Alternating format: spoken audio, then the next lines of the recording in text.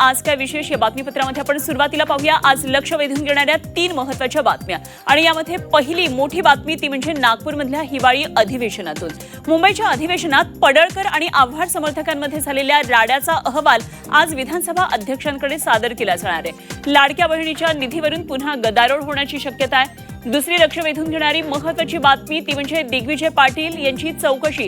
Zee 24 तासनं उघड केलेलं पुण्यातलं जमीन गैरव्यवहार प्रकरणात दिग्विजय पाटील यांची आज चौकशी होणार आहे आणि या चौकशीसाठी दिग्विजय पाटील पुणे आर्थिक गुन्हे शाखेपुढे हजर होण्याची शक्यता आहे। त्यामुळे या बातमीवर आपलं आज दिवसभर लक्ष असणार आहे।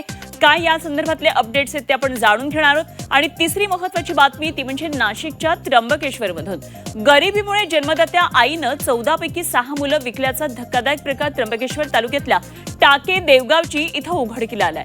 पोटची मुलं विकणारी ही महिला आता पतीसोबत फरार झाली आहे। या संदर्भातल्या आणखी सविस्तर काय नेमकी माहिती आहे आपण जाणून घेणार आहोत या बातमीपत्रामध्ये। तेव्हा या 3 महत्त्वाच्या घडामोडी आहेत ज्यावर आपलं लक्ष असणार आहे आणि सविस्तर बातम्या पाहणार आहोत आणि त्याचबरोबर आमच्या रिपोर्टर्स बरोबर या संदर्भात चर्चा देखील करणार आहोत।